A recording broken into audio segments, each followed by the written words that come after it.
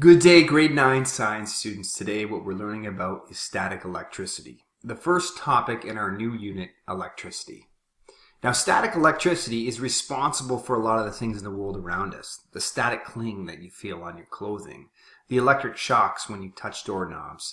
These are caused by electric charges, which can form during static electricity. So electric charges, what are they? Well, electric charges are charged particles that exert an electric force on one another. Charged particles are very small, but when they're present enough in large quantities, you can even feel the shock or the spark that's produced, or the electric charge can grow so large that it can even kill.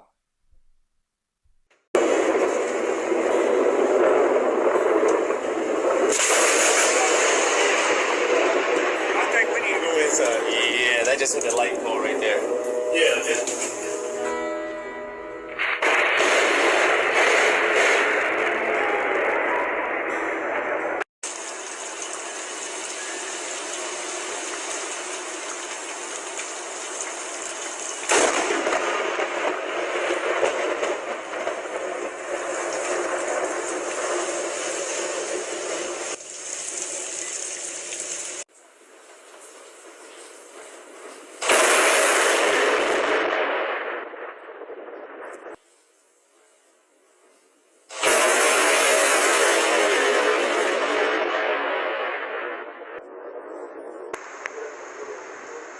Yes! I got that first one.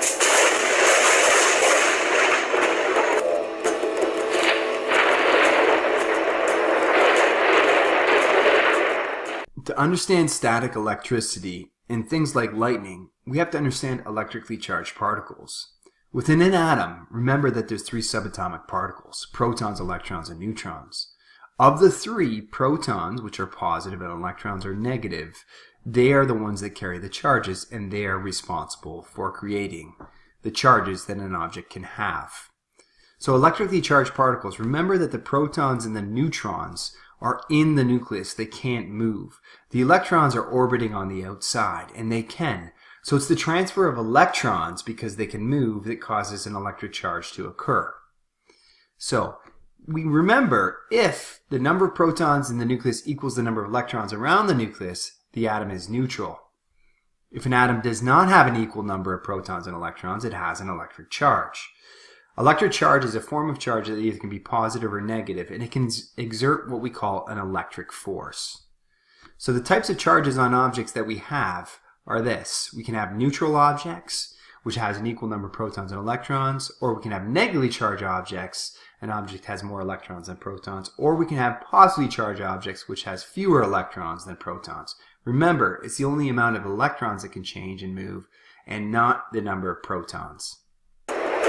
Contrary to popular belief, lightning strikes aren't always a death sentence. In fact, about 90% of people in the US who are struck actually survive.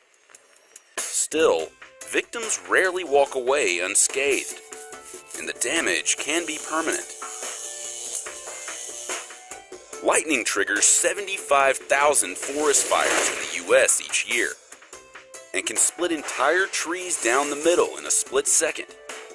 So it's frightening to imagine what it does inside a human body. The good news is that you won't get cooked Wile E. Coyote style, but it can still do damage. For starters, lightning carries between 1 to 10 billion joules of energy, enough to power a 100-watt bulb for at least 3 months. When that amount of electricity enters your body, it short-circuits the small electrical signals that run your heart, lungs, and nervous system. This can lead to cardiac arrest, seizures, brain injury, spinal cord damage, and even amnesia. But electricity isn't your only problem. Lightning is blisteringly hot. In under a second, it can heat the surrounding air to temperatures 5 times hotter than the sun's surface. This causes a rapid expansion of air, which leads to a shock wave that we hear as thunder. It has been calculated that someone standing within 30 feet of a lightning strike point can experience a blast wave equivalent to a 5-kilogram TNT bomb. intense heat, light, and electricity can also damage your eyes. In fact, it can bore holes in your retina and cause cataracts within days or weeks. Other side effects of lightning can include impotence in men and overall decreased libido. That's just what happens on the inside.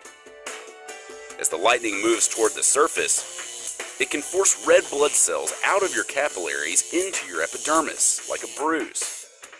These intricate designs are called Lichtenberg figures.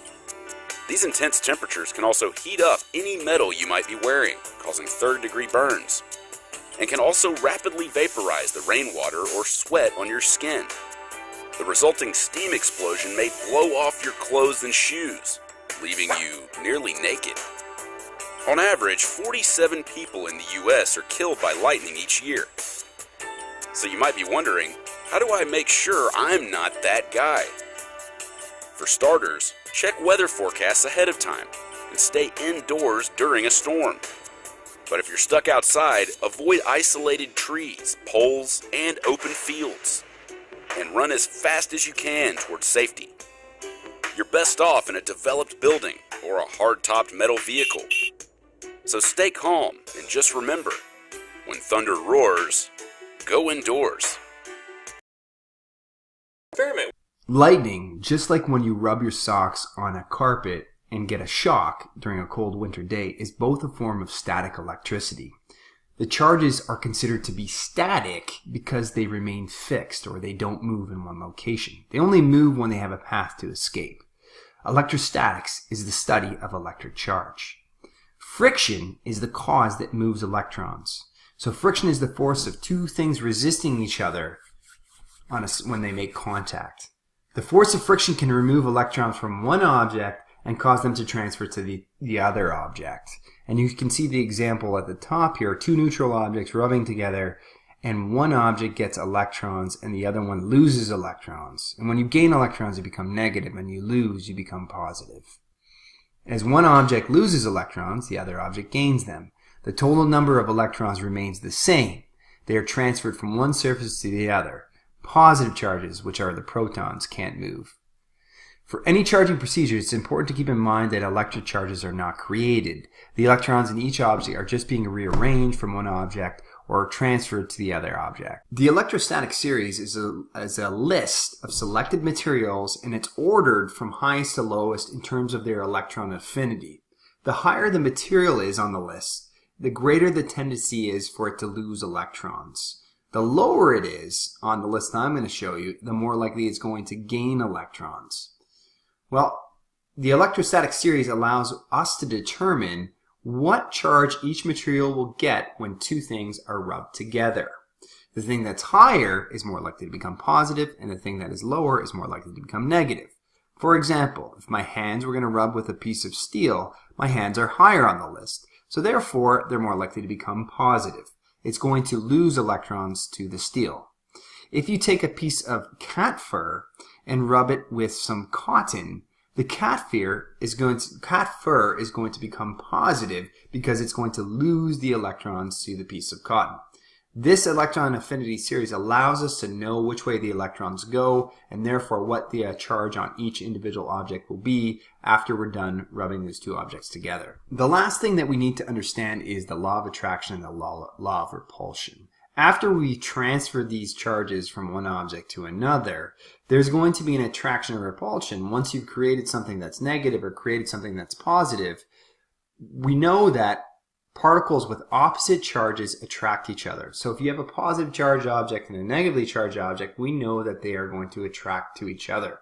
We also know if you have the same charge, you're going to repel each other. And this is what we're writing below, the law of repulsion. When objects have the same charge, they get repelled from each other. So negative and negative repelled.